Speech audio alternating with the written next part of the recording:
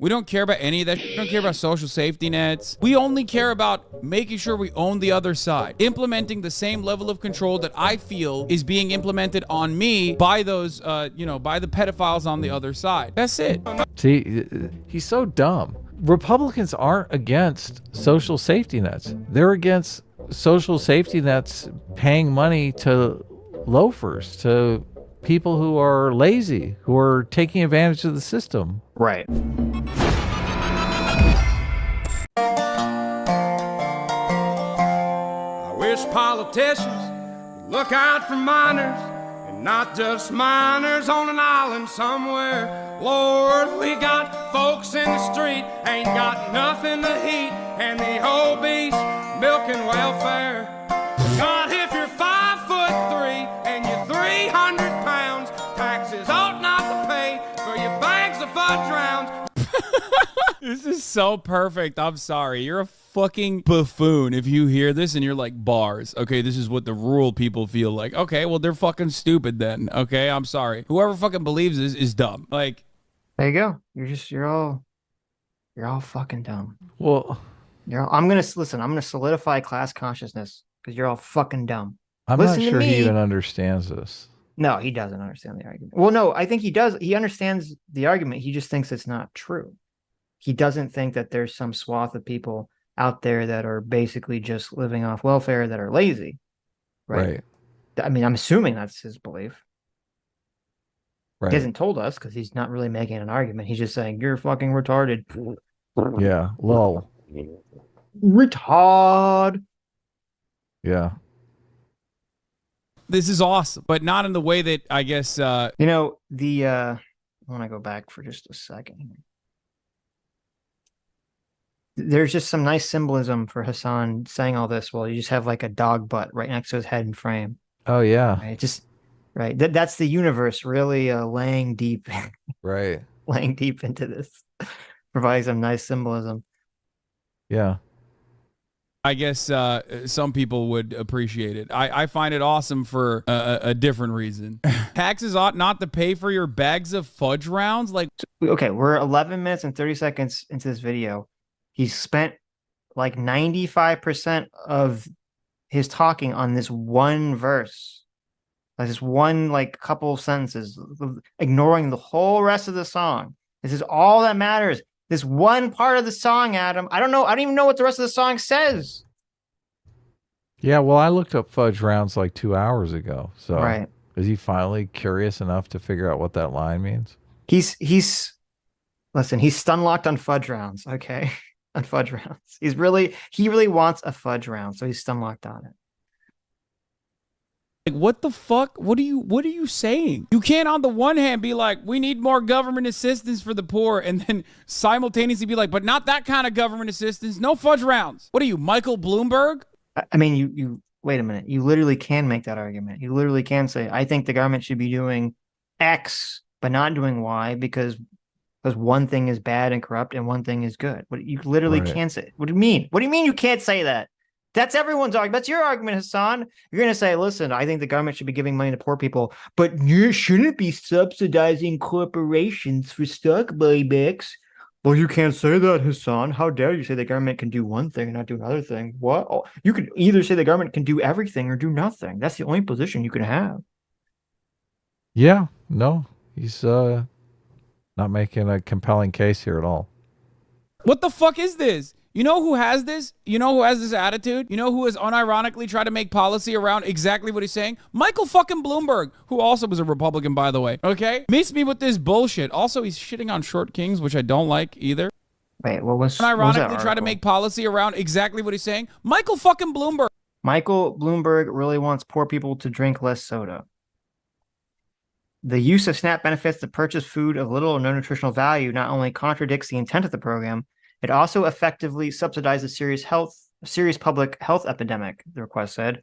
Restriction on food benefit purchases have been a component of SNAP since inception, and consumers and retailers are already accustomed to purchase restrictions. You know, it's funny. Does Hasan not understand that that's like a very left-wing position? I guess not. I was thinking the same thing. Like he's saying that Michael Bloomberg is a secret like conservative. This is an incredibly left-wing position. This is like Like, well, if the government's already going to be nanny state, then might as well make sure that the nanny state's making you eat healthy, right? Like, that's very interesting. Michael Bloom- Bloomberg is a Democrat. Why is he calling him a Republican? I don't know. I mean, he might have been a Republican in the past. I'm not sure, but Says wasn't I mean, Democratic Party. yeah, when this was happening, he was a Democrat. Yes. Did he But switch parties? I don't know that he switched I don't know. parties. Look it up. I don't I know. don't. Yeah. I don't know what the fuck. If he didn't, then I literally have no clue what Hasan is referencing at all. But no, because remember, Mike Bloomberg was the guy who it wasn't just for snaps. Didn't he want to make big gulps illegal in New York City or something? Because I remember everyone was like crapping on him for doing that. But He ran in the Democratic. He ran for president in the Democratic Party in 2020. That's why I was know. like, "What the fuck is he talking about? He's a Republican." Is Hasan really that out of it? He doesn't know the difference between a Democrat and a Republican. Well, he's a socialist, so he doesn't know the difference. But Well, he literally said look. Remember what you just said about how this policy is a Democratic policy? Doesn't it make more sense that a Democrat would propose this policy? yeah, I mean, It was the Republicans that were losing their mind. Oh, the Democrats want to regulate how much soda you can drink. mhm, Where was Hasan through all of that? right. He was in the kitchen making dinner, making nuggies. Mm-hmm. Michael Bloomberg ran as Republican or Democrat. I'm on his Wikipedia page. That's what, yeah. Yeah. So it says he switched at some point. Oh, it It says does? So it says Bloomberg was a lifelong Democrat until 2001, when he switched the Republican Party to run for mayor, and then he switched to an independent in 2007, and then he switched back to being a Democrat Okay. in 2018. So he's been all over the place. Well, I was going to say, in 2020, he ran in the Right. Democratic primary. Obviously, That's only yes, 3 we all years know. ago. Yes, we all know that. Yes. Yeah. Well, I guess he could Right. have switched in the last 3 years. But when he introduced this policy, This was a he Democrat was a idea. Democrat. Right. And the idea is obviously, I would, if you were to ask me if this is a left or right wing idea and I didn't know who advocated for it, I would assume it's a left. So, Of course. Yeah. The big nanny state wants to come in and tell you how much soda you can drink. though to be fair, this policy was kind of made fun of universally. It wasn't just the right make fun of this. I mean, the left was making fun of this too. I remember, No. Stephen Colbert and Jon Stewart and like all the left wing talk show hosts were all making fun of and thought this policy was stupid. But I love soda. well, apparently so does everyone else, which is why they Soda's didn't want like- this policy implemented. Soda's like my favorite thing in the world. That's like terrible for you. I don't care. Who also was a Republican, by the way. Okay? Meets me with this bullshit. Also, he's shitting on short kings, which I don't like either. Were we watching a video? Come on, We we gotta were. get back to the video. Healthcare. We don't care about any of that shit. We don't care about social safety nets. We only care about making sure we own the other side. Implementing the same level of control that I feel is being implemented on me by those, by the pedophiles on the other side. That's it. See, he's so dumb. Republicans aren't against social safety nets. They're against social safety nets paying money to loafers, to people who are lazy, who are taking advantage of the system. Right. Right. I mean, shouldn't everyone be against that? You would think. You'd hope. Yeah. It's just such a dereliction of what their position is. Yeah, a straw man. What you think, wanna know what you do, and then I don't think you know, but I know that you do, cause your dollar ain't shit, and it's taxed to no end, cause the rich men, north of rich men. Look, he's rocking out now. Yeah, he knows. He it's a good can't even song. stop. Right. He's going to be singing this song to his mom when he's getting his nuggies delivered. Right. But I mean, the issue and the perception is, whether you agree with it or not, Hasan, the perception is that people feel like I've been working all my life, I've been working hard, I'm getting, very little money, I'm paying like a lot to the government, and I'm not seeing like from the perception, I'm not seeing, a value from the government. The government doesn't seem to be supporting me, right? Whether it actually is or not, the perception is I don't see it producing value, and that's kind of the anger that he's kind of talking about here, which Hasan doesn't want to address or talk about because go touch grass.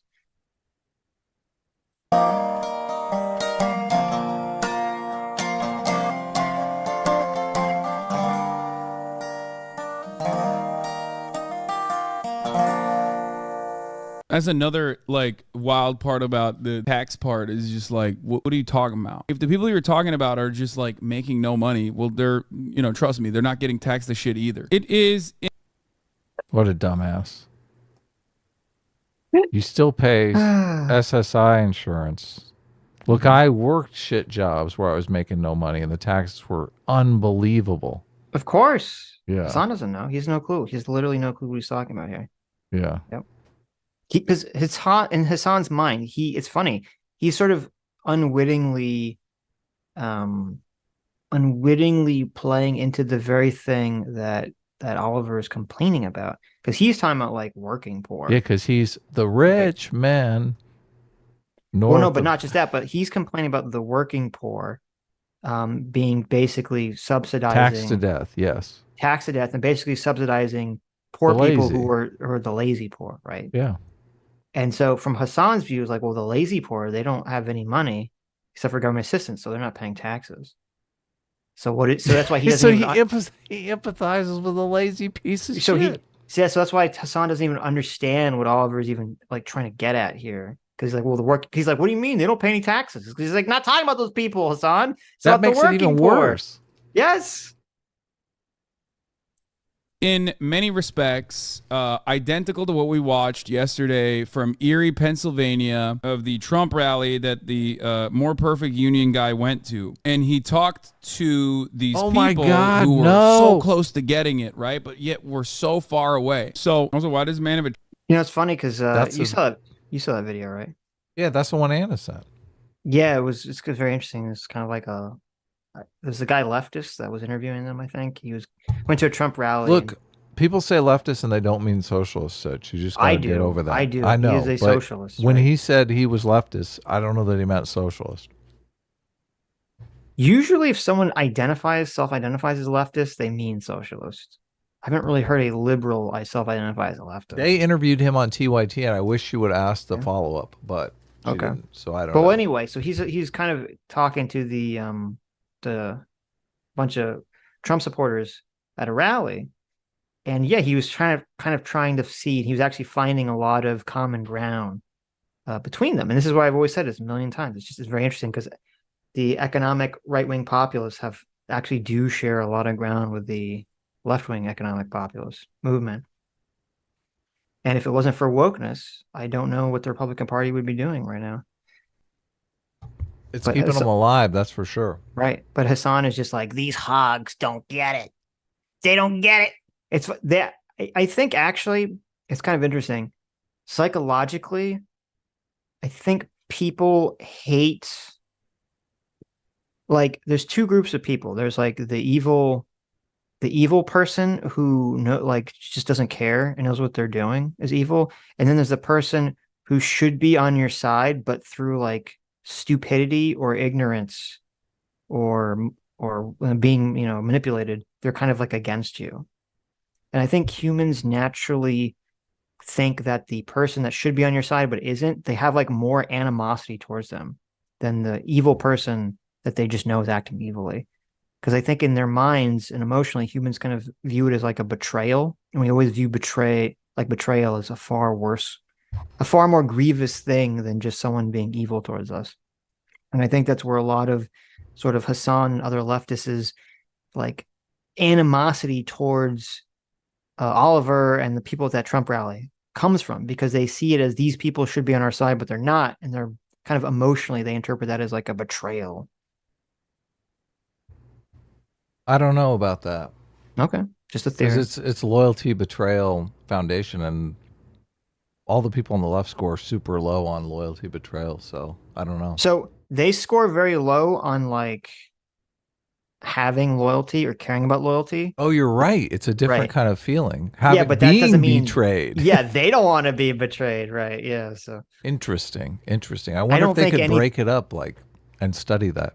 yeah, I don't think anyone likes to be betrayed. Like I'm Right. pretty sure, everyone kind of responds to betrayal the You same be way. loyal to me. Right, right. Me, take it. I can be loyal. Take it or leave it, right? Yes. Selfish. Tree Blind where he records music. I mean, I think that's a deliberate choice. He just I assume this is his own property where he hunts as well. The best part is that leftist political songs like this are always referencing actual historical resistance, and all these right wingers can think of as, I wish I could wake up and be in a fantasy land where none of my imagined fears are real. I always love What this is a what these dumbass. conversations always boil down to. It's like the leftist fears are all rooted in some sort of like real thing, and all the right wing fears are all rooted in some magic that's not real. Some Right. imaginary thing, yeah. Right. Yeah. Like white So when supremacy. yeah, exactly.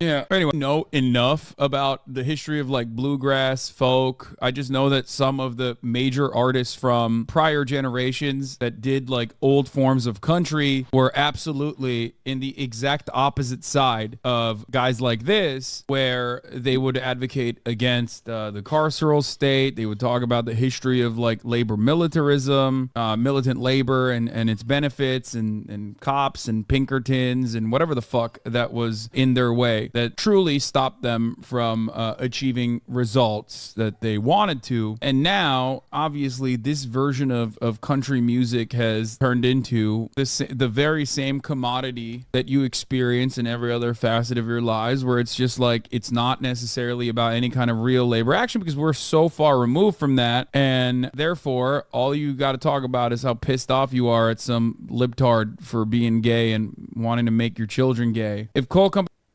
You think like if what Hasan is saying is true, I would, have the intellectual curiosity to try to say, well, why is that?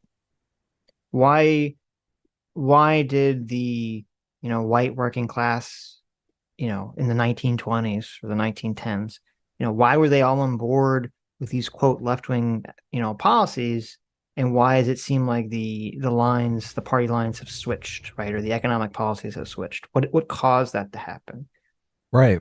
The left Yeah. was the populace. They're the original populace.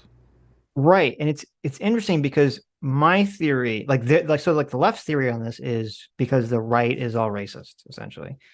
And the evil racist essentially used racism to trick all the white working class people into voting against their own interests. That's the argument that they put forward. Brilliant. Yeah. I mean, I'm sure that exists to some degree, but I think there's a better argument. My theory on it is it's kind of interesting. Marx, if you go back to Karl Marx, he didn't really care about culture. He was really economically focused on, he's a nerd focused on these like hyper economic systems. And when his theories were not really coming into play and his predictions were not coming true, that's where you kind of see the Marxist shift into trying to figure out why. And then obviously that's where cultural Marxism and, cultural hegemony and all these ideas, which I think are somewhat true, kind of come into play, that the culture was essentially preventing the Marxist economic philosophies from like taking hold. Right.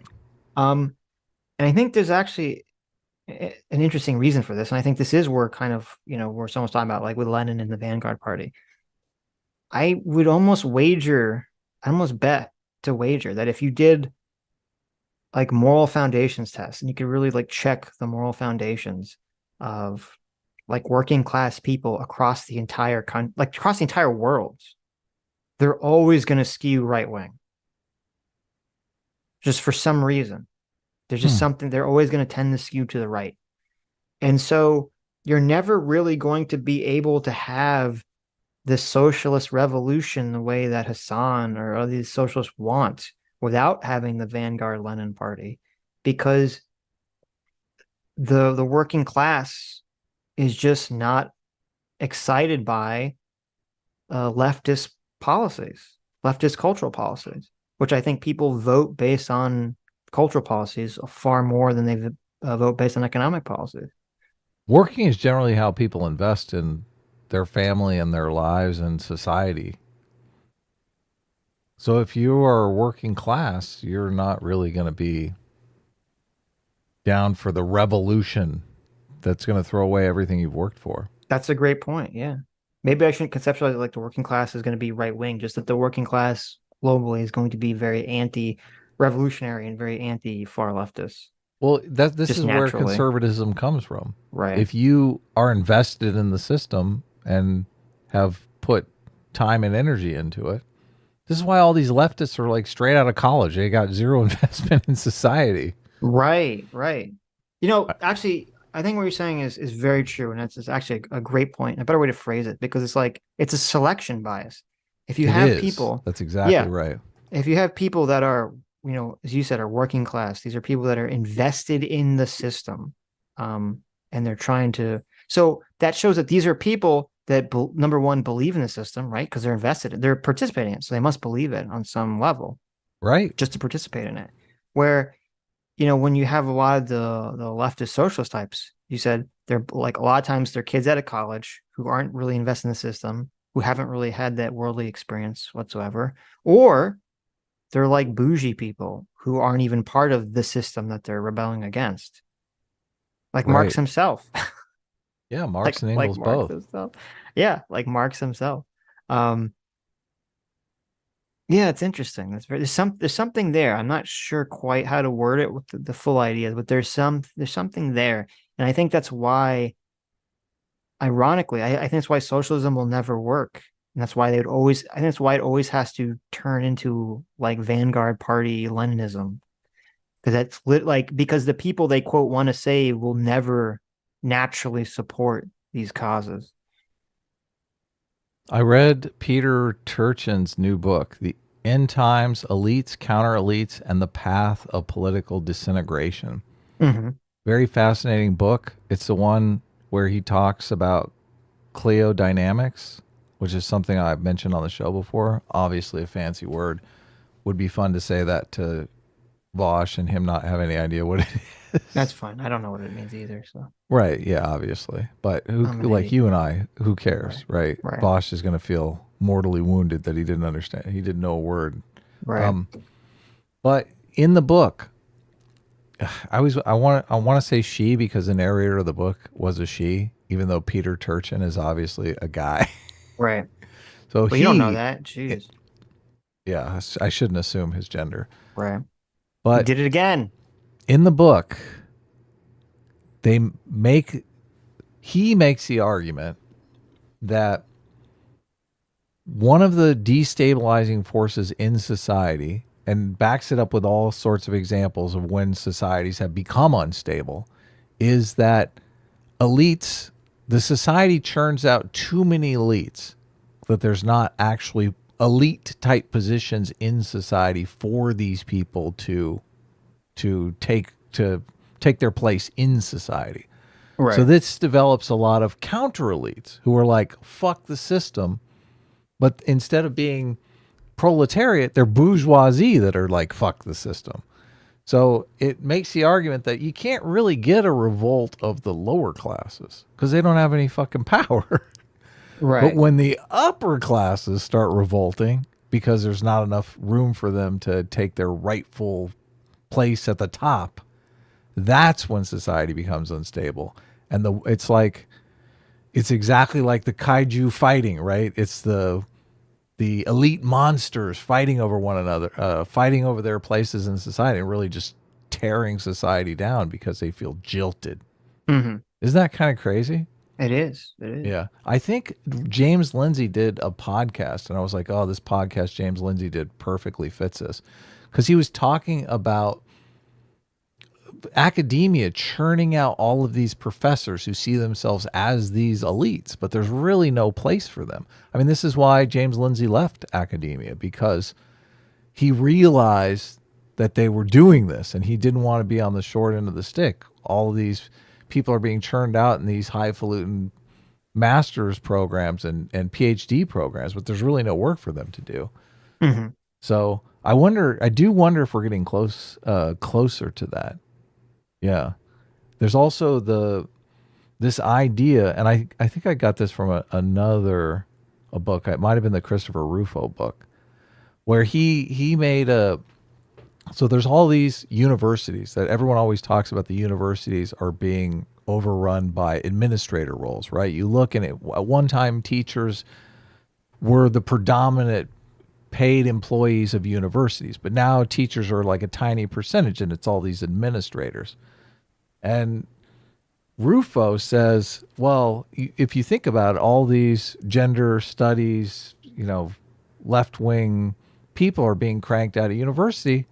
If they don't, they need a place to go, right? So the university literally like creates a job for them. They end up in these administrator roles.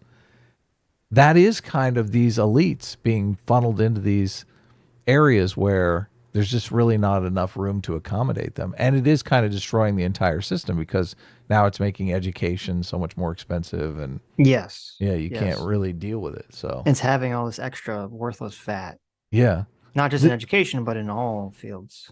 Look, I really like positive books that make me feel like we're going in the right direction. This book is a real, like, I read those 2 books back to back, Christopher Rufo's book and this End Times book, and I was like, I swear to God, for like a week I was just thinking, we're fucked. We're totally fucked. We're fine. I don't know. Look, I wish that I was Dr. Manhattan and I could really just like, you do not wish you were Dr. Manhattan, but continue. I do. You do not. Well, look, I want to know where, like, you don't want to exist in all time simultaneously. That's like awful. But you do want to know, like, what level of racism, what tangible level of racism really exists in the United States? Like, what people in the United States are racist enough that they, if given the opportunity, they will do hideous things just because someone's a different race? Like, right. I kind of want to know that. I would like to think that it's not that bad, that all this white supremacy is just bullshit. But I don't know, right? Mm-hmm. Sure. I'm not Dr. Manhattan, and I don't know that there's, like, everyone's got such a political axe to grind. Right. I don't even know if these studies are accurate. Well, I know what you're saying, but I'm going to be a big nerd and tell you that Dr. Manhattan is not omnipotent. He wouldn't know the answer to that question, Adam. Fuck you. And why? Look, why wouldn't he? What do you mean? He's not omnipotent. He doesn't know everything. What do you mean? What do you mean? Look, Dr. Manhattan is a person who perceives all of time simultaneously and has the ability to rearrange matter instantly. Right. Okay. He doesn't know everything. He doesn't have perfect knowledge. I am going to rain on your parade here. Okay. Thank you. Because Dr. Manhattan. Yes. I can turn myself into other Dr. Manhattans, right? So I just become friends with every single person in America. I find out once I'm good friends. And look, I'm Dr. Manhattan. Who doesn't want to be friends with Dr. Manhattan, right? I mean, you might get, you would be tricked into thinking you get cancer if you're friends with him. But that was I'll put some clothes on, okay? I'm not gonna good. go put some underwear on, please. I'm not going to go full. No one wants a big blue floppy dick flopping around. Yeah, exactly. Yeah. That's not the way to ask them if they're racist. Right. Excuse me, sir. Oh, my God. How do you feel about race issues? I think if I'm Dr. Manhattan, I could come up with some experiment to find out the tangible level of racism. Yeah, obviously you could figure a way to do it, right? Maybe Dr. Manhattan could. They never talk about whether he can read minds. I mean, he should be able to theoretically be able to figure that out, but they don't really cover it. So much. I'm just saying, I find fault with your imagery. Okay, that's all. Well, no, that's okay. But you understand I understand the point. What I'm trying to get at. Right. Hi, you just listened to a clip from the Sitch and Adams show. If you like what you heard, you can listen to our live show right here on this channel on Sunday, starting at 1 p.m. Pacific, 4 p.m. Eastern. And if you want, you can super chat us. We read $20 and up super chats on the show and then do a follow-up stream on the following Tuesday where we read the rest of the unread super chats and interact with fans of the show. Subscribe to this channel right here to listen to the live show or to listen to more of our awesome clips.